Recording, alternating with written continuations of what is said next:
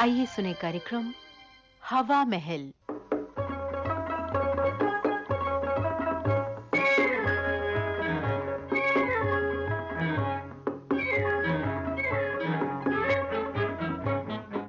हवा महल में आज प्रस्तुत है ब्रजभूषण की लिखी नाटिका प्रेम दीवाना।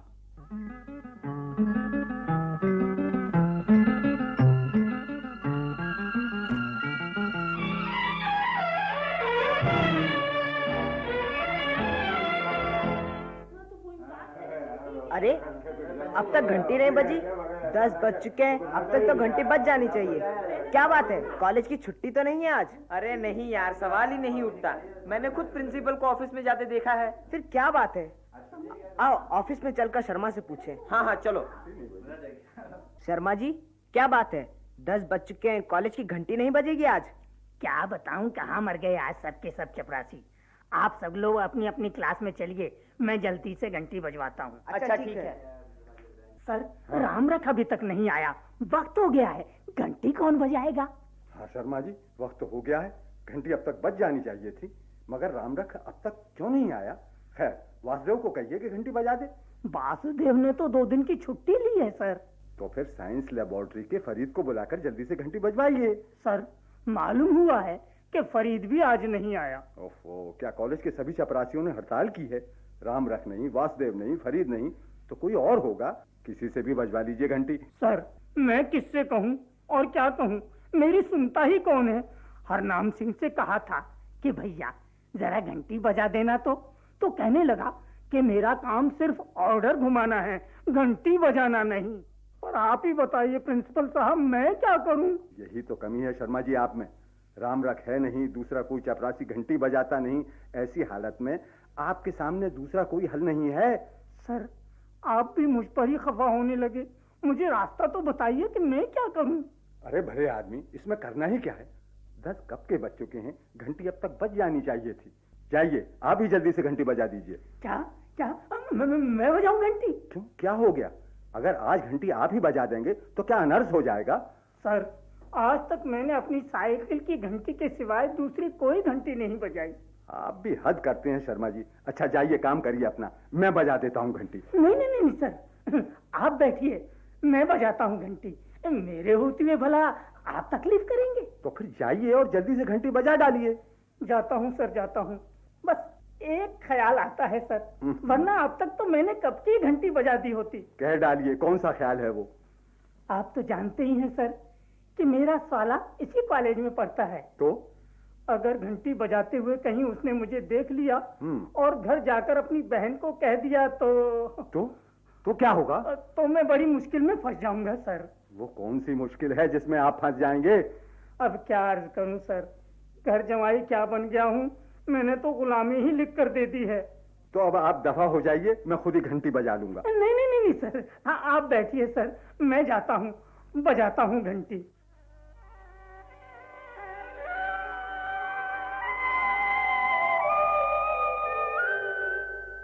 मैं अंदर आ सकती हूँ सर?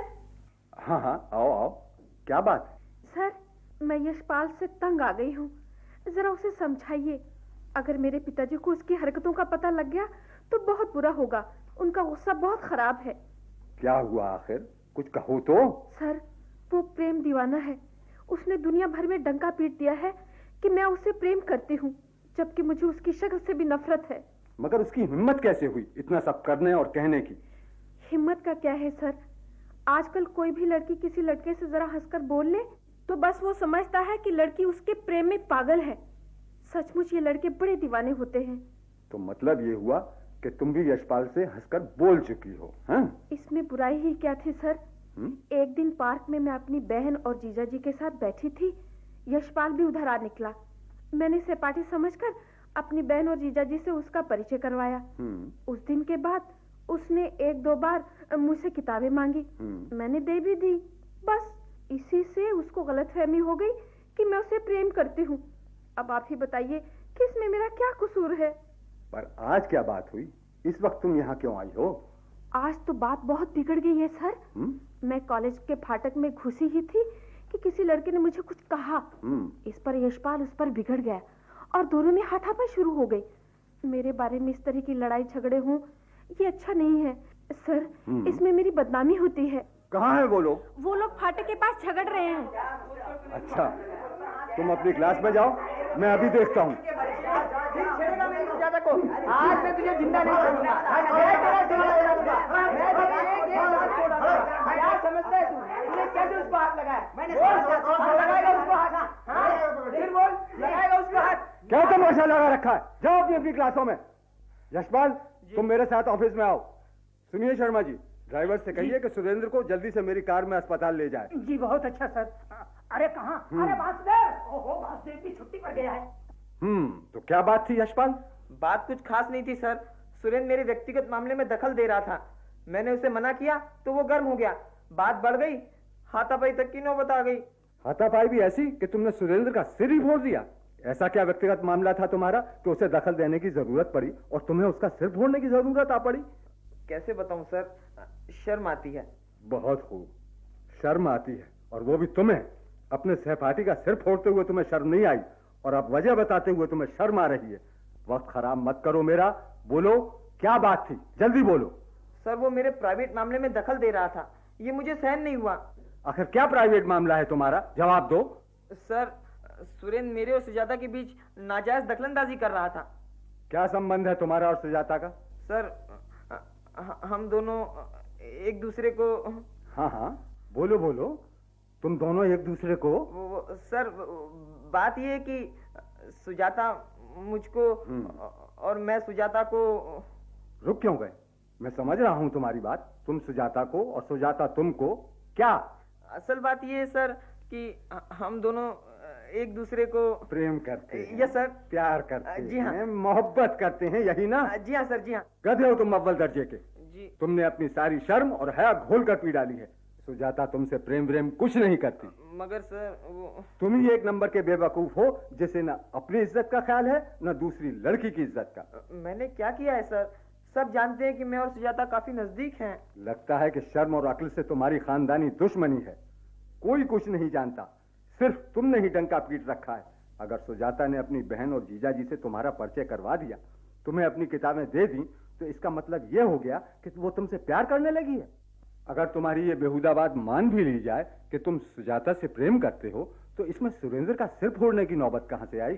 सर, मैं सुजाता से कुछ कहना चाहता था, तभी सुरेंद्र ने उसे छेड़ दिया। मैंने उसे मना किया तो उसने मुझे उल्टा जवाब दिया। बस बात बढ़ गई। तुम जैसे आवारा और जाहिल लड़के ही कॉलेज के नाम को बदनाम करते हैं। किसी लड़की की बदनामी का दर्द तुम्हें तब मालूम हो यशपाल, जब तुम्हें अपने बहन की बदनामी का दर्द उठाना पड़े। सर, मैंने किसी को बदनाम नहीं किया। बको मत। चोरी और सीना चोरी, शर्म तो आती नहीं, और ऊपर से जबान लड़ा रहे हो। अगर सुजाता के पिताजी को मालूम हो गया तो क्या होगा? सुरेंद्र का सिर फूट गया है। उसके घर वाले यहाँ कॉलेज में आएंगे। उन्हें क्या जवाब दोगे तुम और क्या जवाब दूंगा मैं? क्या करूं अब मैं तुम्हारा? पुलिस के हवाले कर दूं या कॉलेज से निकाल दूं? नहीं नहीं प्रिंसिपल साहब, मैं कहीं का नहीं रहूंगा। मैं खतावार हूँ, कसूरवार हूँ।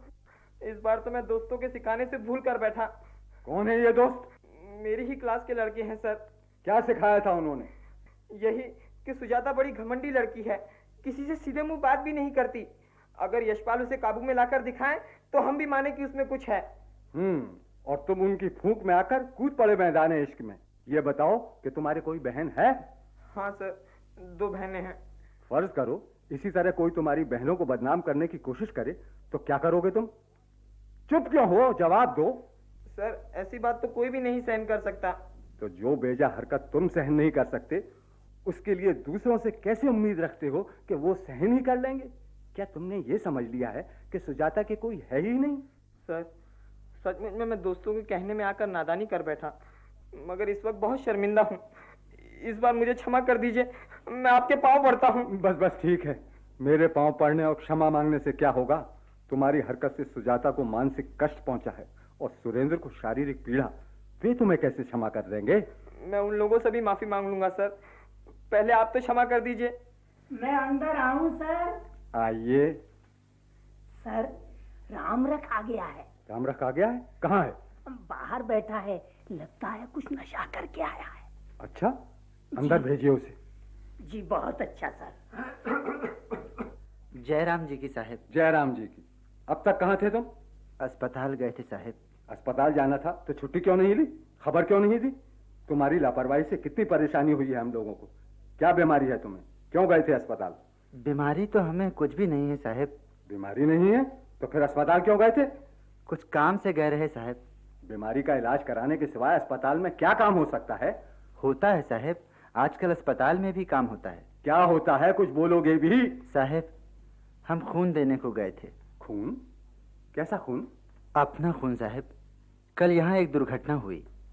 अपने कॉलेज का एक लड़का मोटरसाइकिल से गिरकर बुरी तरह घायल हो गया था साहब। दोस्तों ने उसे अस्पताल पहुंचाया। अच्छा। कल रात मैंने रेडियो पर एक ऐलान सुना था कि उसी छात्र को खून दिया जाना है, लेकिन OR रकम का खून मिल नहीं रहा है और इसीलिए लोगों से दरखास्त की गई थी। प्रिंसिपल साहब, हाँ। पिछले महीने जब कॉलेज में मेरे खून की जांच हुई थी ना, तो मुझे याद था कि मेरा खून उसी रकम का है। इसीलिए आज सुबह मैं अपना खून देने अस्पताल चला गया। इसी कारण मुझे देर हो गई। हम चपरासी जरूर हैं साहब, लेकिन हमें भी तो अपने छात्रों के लिए कुछ करना है ना साहब। हाँ, शाबाश रामरख, शाबाश। सचमुच तुमने बहुत नेक और बहादुरी का काम किया है। मुझे ये जानकर बहुत खुशी हुई कि मेरे कॉलेज का एक चपरासी अपने कर्तव्य में इतना आगे निकल गया कि उसने पढ़े लिखे समझदार लोगों को भी बहुत पीछे छोड़ दिया। मैं आज तुमसे बहुत खुश हूँ रामरख।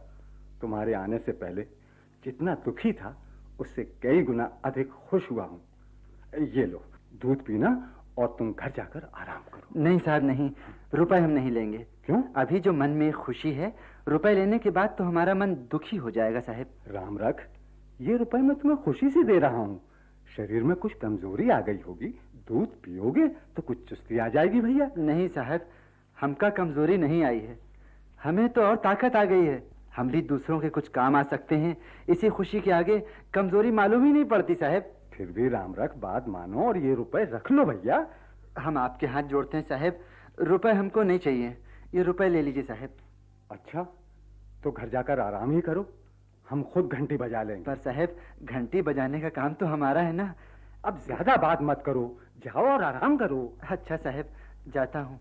मैं तो डर ही गया था कि देर हो गई है, आज साहब नाराज होंगे। अरे नहीं नहीं, नाराज गलत कामों पर हुआ जाता है, अच्छे कामों पर नहीं।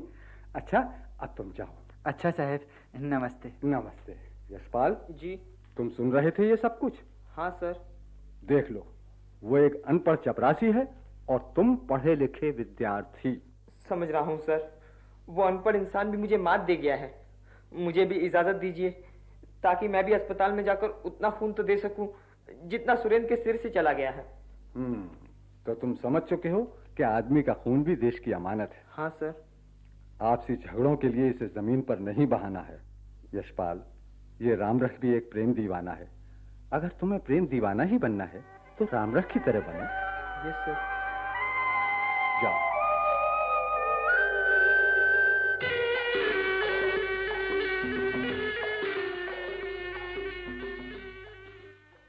प्रेम दीवाना हवा महल के अंतर्गत अभी आपने ब्रजभूषण की लिखी ये नाटिका सुनी।